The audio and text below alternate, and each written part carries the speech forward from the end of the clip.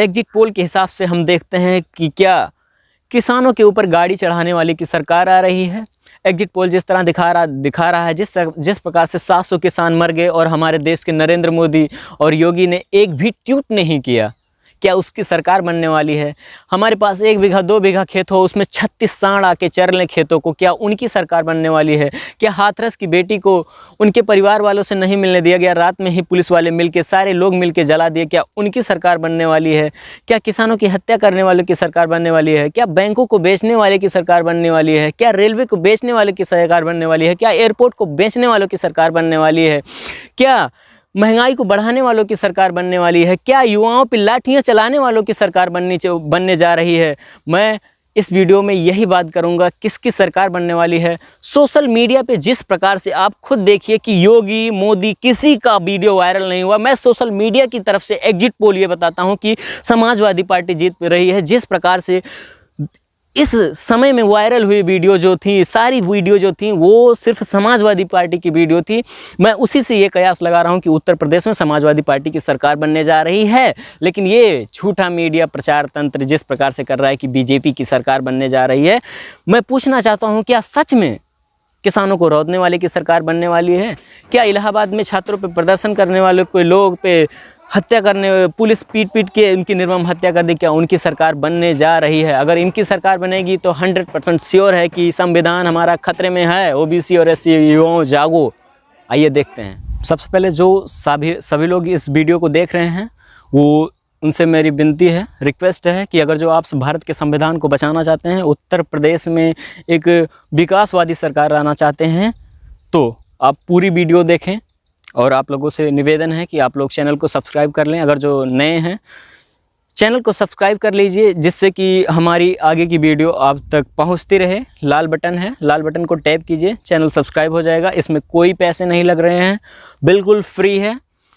आपको एक ईमानदार आम आदमी, एक ज़मीन से जुड़े रहने के लिए मेरे पास खेत है, सब कुछ है। आप खुद देखिए, खुद आप देखिए। मैं एक आम आदमी हूँ। एक आम आदमी जिस प्रकार से कभी झूठ नहीं बोलता, जिस प्रकार से वो कितनी मेहनत करता है, उन्हीं चीज़ों को दिखाने का मैं प्रयास करता हूँ, एकदम सच बोलने का मैं प्रयास करता हूँ। आप चैनल को सब्सक्राइब कर लीजिए, लाल बटन को दबा दीजिए। फेसबुक पे देख रहे हैं तो फॉलो कर लीजिए, रिक्वेस्ट है हमारी आप। नमस्कार दोस्तों, स्वागत है आपका कल तक में। मैं भल्लाल देव बात कर रहा हूँ। उत्तर प्रदेश में विधानसभा का चुनाव था, चुनाव बीत चुका है और 10 मार्च को नतीजे आने हैं और सभी पार्टियां इस कयास में लगी हैं कि किसकी सरकार बनेगी, किसकी सरकार आ रही है। लेकिन भाजपा का प्रचार तंत्र जो है, जो भी सोशल मीडिया है या फिर कोई टेलीविज़न है, वो बीजेपी का सरकार बना रहा है। उत्तर प्रदेश में वो बीजेपी की 250 से 300 बहुमत की सरकार बनाने में पूरा भाजपा का प्रचार तंत्र लगा हुआ है कि उत्तर प्रदेश में भाजपा की सरकार बनने वाली है। लेकिन जिस प्रकार से ये पार्टियां प्रयास की थी, जिस प्रकार से मेहनत की थी, समाजवादी पार्टी ने जिस प्रकार से मेहनत किए थे, दिन रात एक करके हमारे समाजवादी पार्टी के सुप्रीमो अखिलेश यादव ने जिस प्रकार से मेहनत किए थे, एक एक ज़िले में जाकर जिस तरह दिन रात उन्होंने मेहनत किया था, वो मेहनत पे प्रचार तंत्र भाजपा का पानी फेर रहा है। मैं उत्तर प्रदेश की जनता से ये आश्वासन देना चाहता हूँ या फिर निवेदन करना चाहता हूँ, आप इसे जो भी समझे। मैं ये कहना चाहता हूँ कि उत्तर प्रदेश में किसी की भी सरकार बने, लेकिन जिस प्रकार से भाजपा अपने प्रचार तंत्र को पैसे देकर, सभी न्यूज़ चैनलों को खरीद कर जिस प्रकार से अपना व्यापक प्रचार कर रही है, राजनीति को सिर्फ एजेंडा बना के, सिर्फ कमाने खाने का, सत्ता पाने के लिए एजेंडा बना के जिस प्रकार से काम कर रही है, यह एक क्रूर और निर्दयी व्यवहार है। जिस प्रकार से Bharatiya Janata party brain wash करके सत्ता पे राज करना चाहती है, पूरे देश में राज करना चाहती है, ये एक बहुत गलत बात है। अभी खबर आई है 7वें चरण के मतदान में कोई गुजरात का एजेंट था, गुजरात का पुलिस अधिकारी था, जिसे यहाँ पे नियुक्त किया गया था चुनाव में काम करने के लिए। अब एक बात बताइए आप, चुनाव आयोग किस प्रकार से काम कर रहा है कि भाजपा के एजेंट गुजरात के, उत्तर प्रदेश का बॉर्डर जो है वो राजस्थान से, हरियाणा से और बहुत सारे प्रदेश से सटा हुआ है, लेकिन फिर भी गुजरात के बंदों को यहाँ पे चुनाव आयोग को लगाने की क्या ज़रूरत थी? ये चुनाव आयोग भी सारी पार्टियाँ, सारे लोग मिलके भाजपा को जिताने का काम कर रहे हैं। जिस प्रकार से बीजेपी राजनीति कर रही है, मैं सिर्फ यही आप लोगों से निवेदन करना चाहता हूं कि समाजवादी पार्टी जिस प्रकार से मेहनत की थी, जिस प्रकार से समाजवादी पार्टी ने काम किया था, समाजवादी पार्टी के कार्यकर्ता दिन रात मेहनत करके जिस प्रकार से अखिलेश यादव के बिना पैसे दिए हुए, बिना विधायक जो थे, जो भी था, बिना काम किए, लेकिन भाजपा का प्रचार तंत्र जिस प्रकार से काम कर रहा है, भाजपा की गोदी मीडिया जिस प्रकार से काम कर रही है, हमें लगता है कि देश को पूरी तरह से बर्बाद करने की साजिश रची जा रही है। भाजपा के प्रचार तंत्र ने जिस प्रकार से समाजवादी पार्टी पे निशाना साधा है, समाजवादी पार्टी ही नहीं, सपा सुप्रीमो अखिलेश यादव ही नहीं, बसपा के सुप्रीमो मायावती ही नहीं, केजरीवाल ही नहीं, भारतीय जनता पार्टी जिस प्रकार से सारी पार्टियों को एक किनारा करते हुए सिर्फ खुद को ही पक्का, एक पवित्र, एक राजनीतिज्ञ मानते हैं, जिस प्रकार से भारतीय जनता पार्टी के लोग अपने आप को सच्चा हृदय वाला कहते हैं, अगर जो वो इतने ही सच्चे हृदय वाले हैं, इतने ही, तो निष्पक्ष चुनाव क्यों नहीं करा रहे हैं? निष्पक्ष चुनाव नहीं हो रहा है। ये ईडी को समाजवादी पार्टी, आप खुद देख लीजिए, समाजवादी पार्टी का ट्विटर हैंडल देख लीजिए, पूरे चुनाव, जब से चुनाव हो रहा है, पूरा ट्विटर हैंडल शिकायतों से भरा हुआ है, लेकिन उसके बावजूद कोई भी सुधार नहीं किया गया। मैं आप लोगों से यह बताना चाहता हूं कि जिस प्रकार से भारतीय जनता पार्टी लोगों का ब्रेन वॉश करके मंदिर मस्जिद में उलझा के देश की विकास को चौपट करना चाहती है, देश के युवाओं को भीख मंगवाना चाहती है। अभी नरेंद्र मोदी ने ताली तो आपसे बजवा दिया था, ताली बजवाया, थाली बजवाया, अभी वो भीख मंगवाने के साजिश में है कि भारत के युवा भीख मांगे और सिर्फ चुनिंदा लोग देश पे राज करें, चुनिंदा लोग देश पे राज करें, उन्हीं की सरकार रहे, उन्हीं के बंदे काम करें और केवल क्षत्रिय वंश, अभी मैं साफ जाहिर कर देना चाहता हूं कि केवल क्षत्रिय लोग ही आगे बढ़ें। जिस प्रकार से इतिहास में, पुराने इतिहासों में केवल क्षत्रियों के बारे में ही पूरा इतिहास रचा गया है, उसी प्रकार से क्षत्रिय ही फिर से राज करें। मंदिर और मस्जिद बनवाने से मैं साफ कह देना चाहता हूं आज कि मंदिर से हमें कुछ नहीं मिलने वाला, हमें रोजगार चाहिए, क्योंकि मंदिर से अगर जो सब कुछ हमें मिल जाता तो अभी हमारे वर्षों से सनातन धर्म से मंदिर बने थे, कोई भी देश का, किसी भी देश का विकास नहीं हुआ। रोजगार से विकास होगा, जब सबको, सारे युवाओं को नौकरियां मिलेंगे तब विकास होगा। केवल मंदिर जिसके नाम से रहेगा, ट्रस्ट जिसके नाम से रहेगा, पैसा उन्हीं को मिलेगा। हम कोई भीख मांगने वाले नहीं, हमें जॉब चाहिए, हमें मंदिर मस्जिद से कोई मतलब नहीं है, चाहे वो मुस्लिम धर्म के ओवैसी हो या चाहे जो भी धर्म हो, हमें मस्जिद से और मंदिर से कोई मतलब नहीं। हमें धर्म और इस पर राजनीति ही नहीं करनी है। मैं आप लोगों से फिर यही बरताना चाहता हूँ, यही कहना चाहता हूँ कि आप बताइए, खुद ही सोचिए कि मंदिर बन जाने से हमें क्या मिल जाएगा, मस्जिद बन जाने से हमें क्या मिल जाएगा। जिस प्रकार से अमेरिका, जिस प्रकार से रूस विकास कर रहे हैं, अगर जो हम फिर से वही अपनी पुरानी बातों को दोहराएंगे, वेद पुराणों में जाएंगे, तो हमें क्या मिलेगा? आज बड़े बड़े बम बनाए जा रहे हैं, परमाणु बम बनाए जा रहे हैं। हम अगर जो पीछे मुड़ के देखेंगे, ये भारतीय जनता पार्टी हमें पीछे मुड़ाना चाहती है,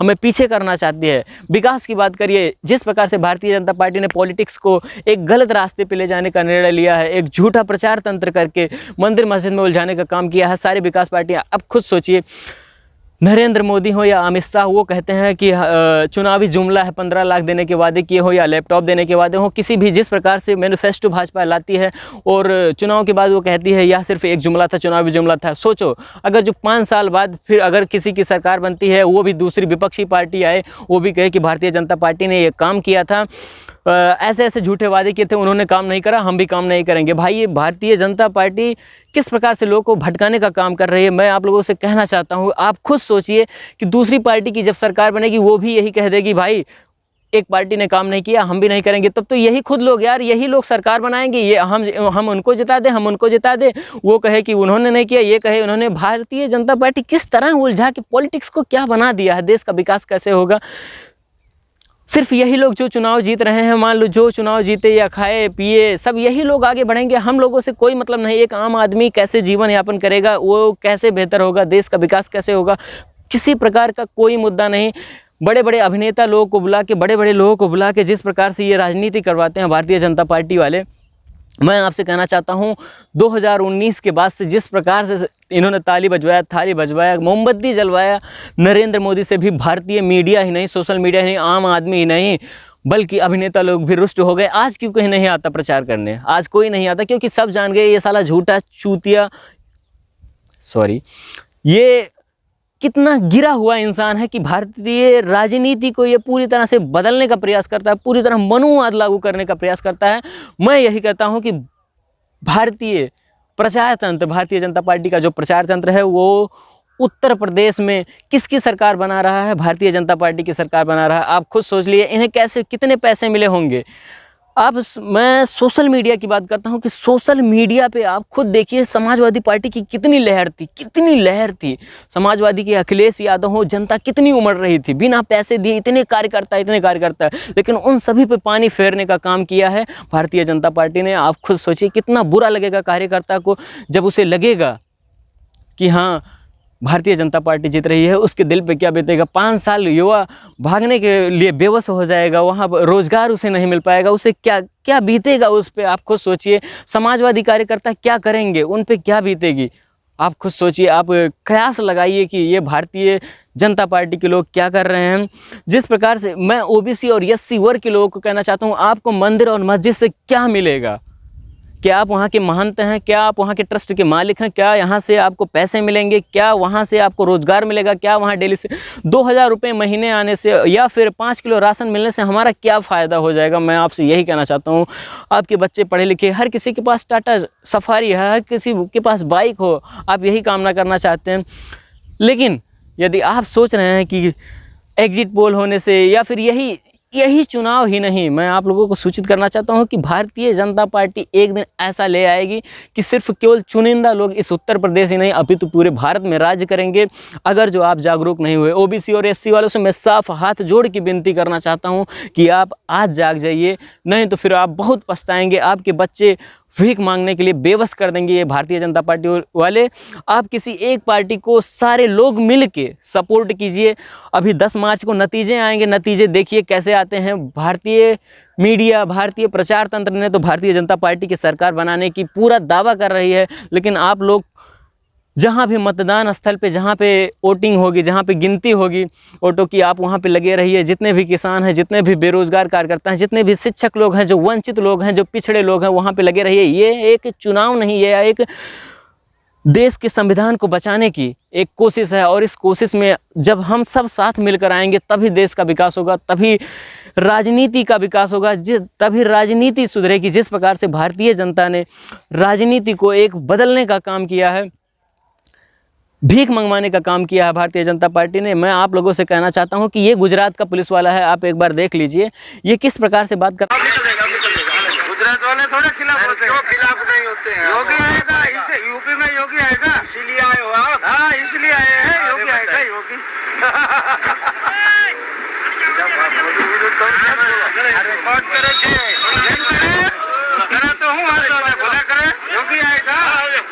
किस प्रकार से ये योगी की सरकार बनवा रहा है, और चुनाव आयोग के इतनी कोशिशों के बावजूद, इतनी शिकायतें किया समाजवादी पार्टी ने, बसपा ने, कितनी शिकायतों के बाद कोई भी निर्णय नहीं लिया गया।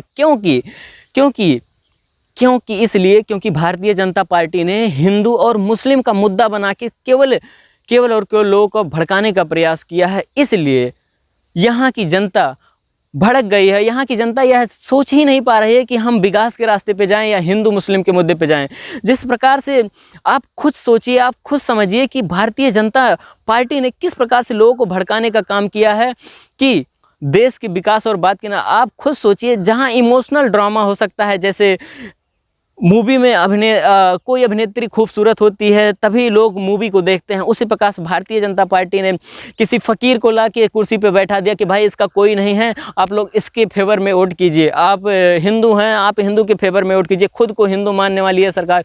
मैं यही कहना चाहता हूँ, ये किस प्रकार से इमोशनल ड्रामा करके, सारी कोशिशें करके ये देश पे राज करने की साजिश की जा रही है। ये चुनाव नहीं, ये संविधान को बचाने का चुनाव है।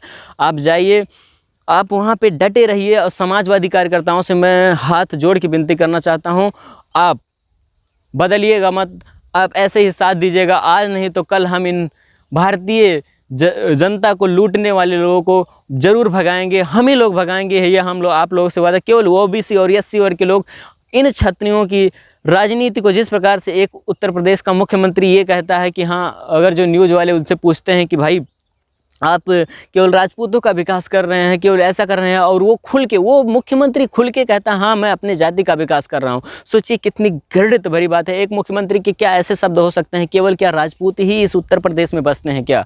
मैं यही पूछना चाहता हूँ आज मुख्यमंत्री बाबा से। केवल राजपूत ही हैं यहाँ पे? ये सारा देश सबका है, केवल राजपूत ही यहाँ नहीं रहते हैं। यहाँ यादव भी रहता है, मुस्लिम भी रहता है, मौर्य भी रहता है, जाटो भी रहता है, हर कोई रहता है, केवल राजपूत ही नहीं रहता। ये देश सबका है, सारे लोगों का है। आज आर्मी केवल एक देश की केवल राजपूत ही ही आर्मी में नहीं है, सारे लोग आर्मी में हैं, सारे लोग रक्षा करते हैं इस देश का। वो पुराना ज़माना भूल जाइए, जो इतिहास आप लोगों ने लिखा था उस चीज़ को भूल जाइए। आप इस युग में हैं और पुराने युग की बातों को आप भूल जाइए और इतिहास को फिर से दोहराने की कोशिश मत कीजिए। आज का युवा कोई किसी भी धर्म, किसी भी जाति, किसी नीच से नीच जाति का क्यों ना हो, वह जाग चुका है, वो अपने हक को जानता है और वो अपने हक को लेके रहेगा। अगर जो चुनाव आयोग साथ नहीं देगा, कोई साथ नहीं लेगा, फिर भी उसका बाहुबल है और वो उसका प्रयोग करके एक ना एक दिन इस भारतीय जनता पार्टी को, जिस प्रकार से इसने राजनीति ही बदल दी, विकास के मुद्दे को हटा दिया, केवल जाति धर्म पे लोगों को फंसा के दांव पेंच खेल के विकास करने का, खुद का चुनिंदा लोगों को राज करने की कोशिश कर रही है, वो भारतीय जनता, ओबीसी और एससी समाज के लोग इससे मिलके तोड़ने का प्रयास करेंगे ही नहीं बल्कि करते रहेंगे। आप किसी भी तरह की साजिश क्यों ना कर लीजिए। जिस प्रकार से नरेंद्र मोदी और योगी बाबा ने झूठे आरोप लगा के अखिलेश यादव को इतना नीचा दिखाने की कोशिश किया है, वो कानपुर का पीयूष जैन जो कि भारतीय जनता पार्टी का था, लेकिन इन्होंने अखिलेश यादव की पार्टी के बताया। आप खुद सोचिए ये लोग कितना झूठ बोलते हैं। लेकिन कुलदीप सिंह सेंगर इनकी आंखों से दिखाई नहीं देता। साध्वी प्रज्ञा गौमूत्र पिलाती हैं भारतीय हिंदुओं को, उन्हें कुछ दिखाई नहीं देता। कुलदीप सिंह सेंगर एक बालिका का क्या करता है, आप खुद सोचिए। ये भारतीय जनता पार्टी कितनी गिरी हुई पार्टी है। हाथरस में क्या कांड हो जाता है, किसानों के ऊपर गाड़ियां चढ़ा दी जाती है। जब उत्तर प्रदेश का चुनाव नज़दीक आता है तो किसान आंदोलन बंद, किसान कानून हटा लिए जाते हैं। आप खुद सोचिए ये किस प्रकार से दाव पेंच खेल के ये लोग राज करना चाहते हैं हम पे। मैं एससी और ओबीसी भाइयों से, मैं अन्य पिछड़ा वर्ग भाइयों से यही हाथ जोड़ के निवेदन करता हूँ, आप लोग जब तक साथ नहीं देंगे तब तक कुछ होने वाला नहीं है। अगर जो आप चाहते हैं कि भारत की संविधान बचा रहे, आप लोग हर किसी के हक मिले, तो आप समाजवादी पार्टी का साथ दीजिए, क्योंकि इस समय संघर्ष वही पार्टी कर रही है। धन्यवाद, नमस्कार। कल तक के लिए मैं भल्लाल देव, स्वागत है आपका। आप चैनल को सब्सक्राइब कर लीजिए जिससे कि हमारा सहयोग हो सके, हमारी आवाज़ बुलंद हो सके। आप हमारे चैनल को सब्सक्राइब कीजिए, लाल बटन है, टैप कीजिए और बेल आइकन को ऑन कर लीजिए। धन्यवाद, जय हिंद।